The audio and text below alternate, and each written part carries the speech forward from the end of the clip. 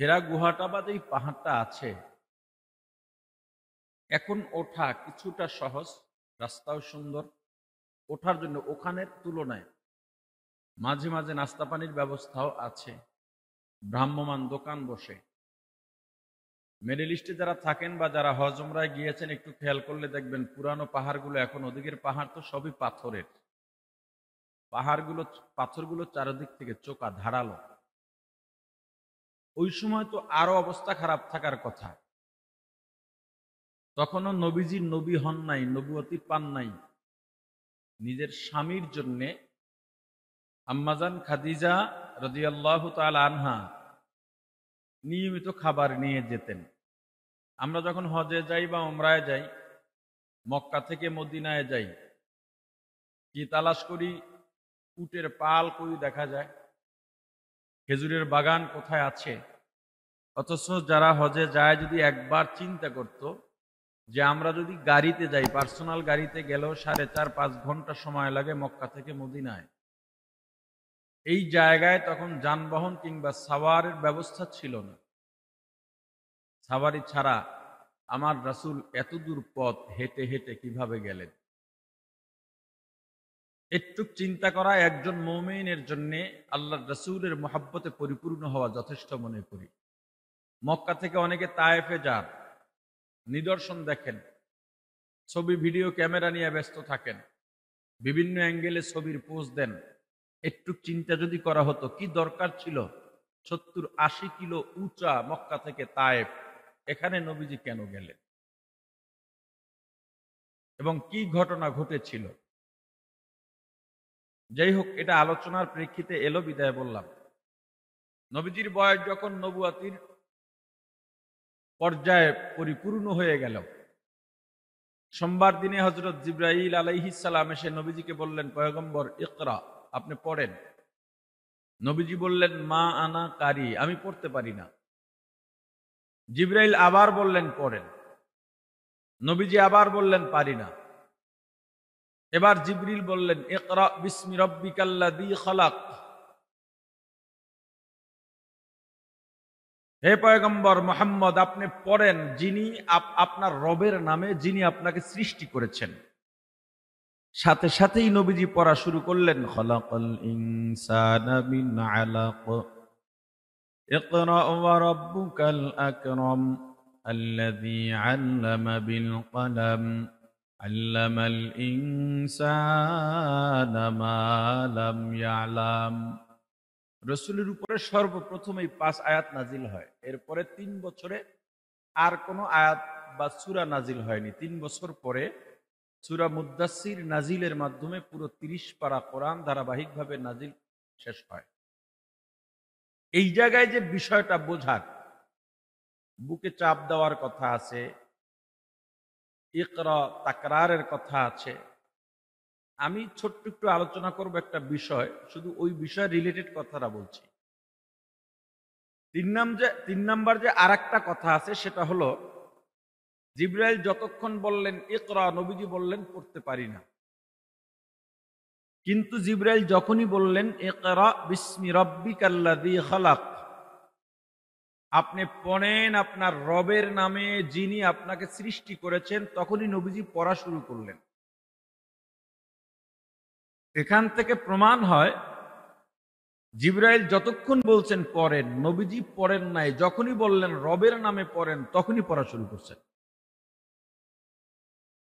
তার মানে পড়া যদি থাকে, শিক্ষা যদি থাকে, সেটা রবের নামের শিক্ষা হবে। কার নামের শিক্ষা বলেন? আরো জোরে বলেন। বাংলাদেশে আমরা যারা মাদ্রাসাওয়ালারা আছি, এটা পরিপূর্ণ রবের শিক্ষার উপরে চলতেছে, কথা ঠিক? এর বাইরেও কিছু শিক্ষা আছে, এই শিক্ষা গ্রহণ করা নয়। কিন্তু এই শিক্ষার মাঝে রবের শিক্ষা বিরোধী যদি কোনো ব্যাপার থাকে, মানুষকে রবের পরিচয় থেকে যদি দূরে রাখা হয়, মানুষকে রবের পাঠানো পয়গম্বরের আদর্শ থেকে যদি বিচ্যুত ঘটানো হয়, রবের শিক্ষার্থী রব ওয়ালারা কখনো চুপ করে বসে থাকতে পারে না। আজকে মানুষের মধ্য থেকে আল্লাহর নামের শিক্ষা, দ্বীনি শিক্ষা গুরুত্ব কমে যাওয়ায় এবং আমরা এতটাই নিজেদেরকে আত্মরক্ষামূলক করে নিয়েছি, সব গোল্লায় যাক, আমি ভালো থাকলেই চলে, এই একটা নীতি এই জাতিকে ধ্বংস করে দেবে, কোনো সন্দেহ নাই। আপনি কি মনে করেন শুধুমাত্র নিজে বাঁচবেন আর সমাজ শুদ্ধ হবে? আরে কথা বলেন না। এমনকি দিনের দাওয়াত দেবেন, তাতেই দিন কায়েম হয়ে যাবে? এত সহজ নয়। কুনতুম খায়রা উম্মাতিন উখরিজাত লিন-নাস তা'মুরুনা বিল মা'রুফ ওয়া তানহাউনা আনিল মুনকার। আপনি ভালো হইলেন কেমনে? দুইটা কাজ ব্যতীত। একটা হলো নেক আমলের আদেশ করা, আর একটা হলো অসৎ কাজের বাধা দেওয়া। আপনি যত দাওয়াত দিবেন, এইটা ইসলাম বিদ্বেষীদের কাছে আপনি হুমকি হবেন না। যখনই ইসলাম বিদ্বেষী কাজের বাধা হয়ে দাঁড়াবেন, তখনই আপনার ডান্ডা বেরি লাগবে। সমাজের মানুষের কাছে আপনি নিন্দনীয় হবেন। আমার রাসূল সবার কাছে আলামিন ছিল। যখনই রাসূল পাহাড়ে ডেকে বললেন আমি নবুয়তি পেয়েছি, আবু লাহাব ডেকে বলেছিল তাব্বান লাকা ইয়া মুহাম্মদ, তুমি ধ্বংস হও। এরপরে নবীজি তাদের কাছে খারাপ হয়ে গেল, মক্কা ছেড়ে মদিনায় যেতে বাধ্য হলেন। এই সমাজের ভিতরে সবচেয়ে আমাদের ঘরানার থেকে দুইটা জিনিস বেশি খেয়ানত হচ্ছে। এক নাম্বার, আমরা জানা সত্ত্বেও সত্যকে সত্য বলছি না, অন্যায়ের প্রতিবাদ করছি না। দুই নাম্বার, সাহাবায়ে কেরামের পরে আমাদের যত আকাবির আছেন, ইসলাম বিদ্বেষীরা কয়েকটা বিষয়ে সম্পূর্ণ সাকসেস, যুদ্ধ লাগবে না, জিহাদ লাগবে না, এই দেশ থেকে এমনিই ইসলাম দূর হয়ে যাবে, বন্ধ হয়ে যাবে, কোনো আন্দোলনও তাদের করা লাগবে না। ইসলামের জন্য আপনি আমি কি করতেছি বলেন? দেখেন ইসলাম বিদ্বেষীরা কিভাবে কয়েকটা জায়গায় সফল হয়েছে। আমি হুজুর মানুষ, আপনি হুজুর মানুষ, এখন আমি এয়ারপোর্টে যাব, আমার দিকে সন্দেহের নজরে তাকাবে সবাই। সবাই জানে আমার পকেটে অস্ত্র নাই, বোমা নাই, পিস্তল নাই, আমি ক্ষতিকারক না, এটা সবাই ভালো করে জানে। এই ছাত্ররা আজ পর্যন্ত বাস্তবে পিস্তল চোখে দেখে নাই। কি দেখছেন কেউ? আমি আজ পর্যন্ত দেখিনি, এত জায়গায় ঘুরি তবুও বাস্তবে বাস্তবে হাতে পিস্তল আমরা দেখি ছবিতে, ভিডিওতে, বাস্তবে পিস্তল এখনো দেখি নাই। সবাই জানে হুজুররা সমাজের জন্য, দেশের জন্য, মানবতার জন্য ক্ষতিকারক নয়। এরপরও মানুষের মগজে মননে ওরা ঢুকিয়ে দিচ্ছে হুজুর মানে সন্দেহযুক্ত ভাবে। ওরা সাকসেস। ওদের আরেকটা মিশন ছিল, পৃথিবীতে যত আকাবির আছে, যত মুস্তাহিদিন আছে, মুসলিহিন আছে, এদের ব্যাপারে সাধারণ মানুষের ভেতরে একটা জিঘাংসা ঢুকিয়ে দেওয়া। কেন? ইমাম বুখারী শরীফ লিখেছেন, ফতুয়া লিখেন নাই, কোন হাদিস থেকে কোন মাসআলা বের হবে এটা ইমাম বুখারী লেখেন নাই। লিখছে নাকি? কথা বলে না। আপনারা তো ছাত্র, আপনারা তো জানেন ইমাম বুখারী কি হাদিস থেকে কোন কোন মাসআলা ইস্তেমবাত হবে এগুলো লিখেছেন? এগুলো তো লিখেন নাই, এগুলো লিখেছেন মুস্তাহিদিন। এরপরে তাদের কথাবার্তা সব মিলিয়ে যত কিতাব আছে ইসলাম শেখার জন্য, সব আকাবিরে দিন করেছেন। এখন স্বাভাবিকভাবে কওমি মাদ্রাসার মধ্য থেকেই সেই আকাবিরদের বিশুদ্ধার করা হয়। সাধারণ মানুষ ফেসবুকে ওপেন, বাস্তবে অফলাইনে, অনলাইনে এই ওলামায়ে কেরামের বিরুদ্ধে নির্দ্বিধায় কলম ধরে বক্তব্য রাখে। তাহলে ইসলামটা টিকবে কিভাবে?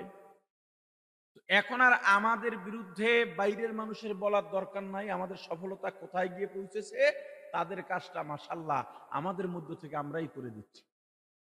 একটা সময় গর্ব নিয়ে বলতাম, একটা সময় কি গত কয়েক বছর আগেও, আপনারা ইউটিউবে খুঁজলে এখন অন্তত আরো অনেকের পাবেন কিনা জানি না, আমার বয়ানে পাবেন একটু খুঁজলেই, গর্ব নিয়ে বলতাম পারলে বাংলাদেশের মধ্যে এমন রেকর্ড দেখান 2 মাদ্রাসার তর্ক হয়েছে, মাদ্রাসার ছাত্র মারামারি হয়ে রক্তাক্ত হয়েছে, মাদ্রাসার ছাত্ররা শিক্ষকদের অপমান করেছে, পারলে দেখান। শক্তি নিয়ে, গর্ব নিয়ে, মাথা উঁচু করে বুক ফুলিয়ে বলতাম। সেই বলাটা এখন আর বলতে পারছি না। তাদের কাজটা আমাদের ছেলেরা করে দিচ্ছে, তাদের কাজটা আমরাই করে দিচ্ছি। আমরা রবের নামের শিক্ষা থেকে, আল্লাহর নামের শিক্ষা থেকে কতটুকু শিখলাম আর কি পেলাম বলেন? আজকে ছাত্র শিক্ষকের বিরুদ্ধে কথা বলবে, শিক্ষক অন্যায় করলেও প্রত্যেকটা মাদ্রাসার শুরা থাকে, থাকে না? এই শুরাটার কাজ কি? এখন শুরাও আমার নিয়ন্ত্রণে, মাদ্রাসাও আমার নিয়ন্ত্রণে। আমি মুহতামিমের বিরুদ্ধে বেয়াদবিমূলক শব্দ বাক্য উচ্চারণ করছি মাইক ধরে সবার সামনে। আজকে একটু কথা বললাম অগুছালো ভাবে, এই কথাটা যখন প্রচার হবে তখন দেখবেন আমাকে নিয়ে আবার শুরু হবে। এটাই চলছে। এর উত্তরণের পথ ওলামায়ে কেরামকে বের করতে হবে, মুরব্বী যারা আছেন তাদেরকে বের করতে হবে, আমাদের পরবর্তী প্রজন্মকে বাঁচাতে হবে, তাদেরকে এই জিঘাংসা হাউস থেকে বের করে, এই মানসিকতার থেকে বের করে তাদেরকে সুস্থ একটা জীবন দিতে হবে। মাদ্রাসাওয়ালারাও এই দায় এড়াতে পারবে না, মাদ্রাসাওয়ালাদেরও কার্যকরী ভূমিকা রাখতে হবে। শুধু আমি বেঁচে থাকলাম এতে হবে না, অন্যায়ের বাধা না দিলে অন্যায় মুক্ত হয় না। ছোট্ট আর একটা উদাহরণ পেশ করি, আমি কথাগুলো শেষ করছি।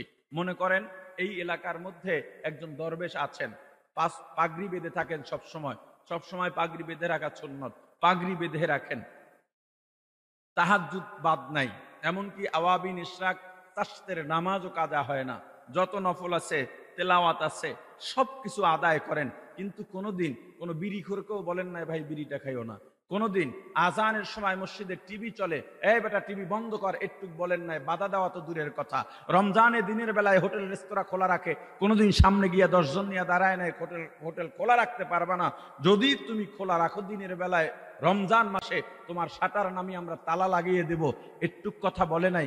আমাকে বলেন, 4জন মানুষ বসে বসে জুয়া খেলে, ওই হাজি সাহেব যাচ্ছে, একজন বললে এই হাজি সাহেব আসতেছে, 3জন বলে দরকার নাই, সমস্যা নাই, হাজি সাহেব আমাদের জন্য সমস্যা না, হুমকি না, উনি দেখে চলে যাবে, ওনার নজর নিচে, উনি আমাদের কিছু বলবে না।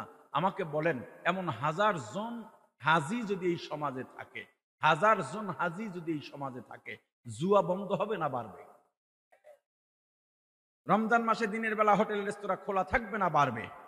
কিন্তু আপনার এলাকায় একজন লোক আছে, যেই লোক দিনের বেলা হোটেল রেস্তোরাঁ রমজান মাসে খোলা রাখলেই শাটার নামিয়ে দেয়, তালা লাগিয়ে দেয়, কোনো অনুরোধ শোনে না, জেলে যায়, বের হয়ে আবার একই কাজ করে। জুয়া যারা খেলে ধরে ধরে পিটায়, মদ গাঞ্জা যারা খায় ধরে ধরে পিটায়। এখন 4টা লোক এখানে বসে জুয়া খেলতেছে, আর ওই লোকটা আসতেছে, একজনও বসে থাকবে না দৌড়ে পালাবে? এরকম 10টা লোক দরকার, দরবেশ 1000 লোকের দরকার নাই। অন্যায়ের বাধা ব্যতীত আমার রাসূলের জিন্দেগিটা কি? 22টা যুদ্ধে আমার রাসূল সরাসরি অংশগ্রহণ করেছেন, নেতৃত্ব দিয়েছেন। আর এখন উলামায়ে কিরামের মুখে জিহাদের শব্দ নাই। ফেসবুকে জিহাদ শব্দ লেখলে ফেসবুকে রেস্ট্রিকশন খাই, আর মাইকে জবানে জিহাদ বললে জীবনের রেস্ট্রিকশন খাইয়া ডান্ডা বেরি পড়ে জেলে যাওয়া লাগে। জিহাদ ফরজ ওয়াজিব না সুন্নাত ওইটা আমার এখন দরকার না বোঝাবার, আমার একটু জিনিস বোঝানো দরকার। জিহাদের আলোচনা এজন্য দরকার, সমাজের মানুষ, মুসলমান ইমানদার জিহাদকে সন্ত্রাস ভেবে, জিহাদকে অপ্রয়োজনীয় ভেবে, কোরআনের বিধানকে, ফরজ বিধানকে অস্বীকার করে কেউ যাতে ঈমান হারা না হয়, জিহাদ যে সন্ত্রাস নয়, জিহাদ যে আরো মাজলুমের জন্য আশ্রয়স্থল, এইটা মানুষকে বোঝাবার জন্য হলেও জিহাদের আলোচনা করা দরকার। পীরের খানকা আছে, সব আছে, জিকির আছে, নামাজ আছে, দান সদকা তেলাওয়াত সব আছে, হালাতের শেষ নাই। কত বড় বড় বুজুর্গ, বাদশাবি আলাদা, আপনি গিয়ে সালাম দিলেও সালামের উত্তর আপনিও শুনতে পান না, কিন্তু জিহাদের আলোচনা নাই। তবলিগের মেহনত আছে, জিহাদের আলোচনা নাই। ওয়াজ মাহফিল আছে, ওয়াজ আছে, ওয়াজরা জিহাদের আলোচনা করেন না। জুমার মসজিদের খতিব মসজিদ ফাটিয়ে ফেলান, 3 তলার মসজিদ 10 তলা করে ফেলেছেন। অজুখানা আসিল আগে প্লাস্টার করে এখন টাইলস বানিয়ে ফেলেছেন, কিন্তু জিহাদের আলোচনা নাই। এই সমাজের মানুষ, এখন বর্তমান প্রজন্ম জিহাদকে যিনি জানে না, এই দায়ভার উলামায়ে কেরাম এড়াতে পারবে না। আল্লাহ বোঝার তৌফিক দান করেন। যতটুকু আলোচনা করেছি, আলোচনায় যত ভুল আমার পক্ষ থেকে, যত ভালো আল্লাহর পক্ষ থেকে। আমার ভালোগুলো গ্রহণ করে, আল্লাহর ভালোগুলো গ্রহণ করে আমার ভুলগুলো শুধরিয়ে আমাদেরকে জীবন পরিচালনার তৌফিক দান করেন। আর একটা কথা বলে যাই, হুজুরের এই মার্কাজ শুরু থেকেই যখন জমি নেবেন আলোচনা, তখন থেকেই হুজুরের সাথে পরামর্শ হয়, হুজুরও বলেন, খুব আদর করেন বলেই বিষয়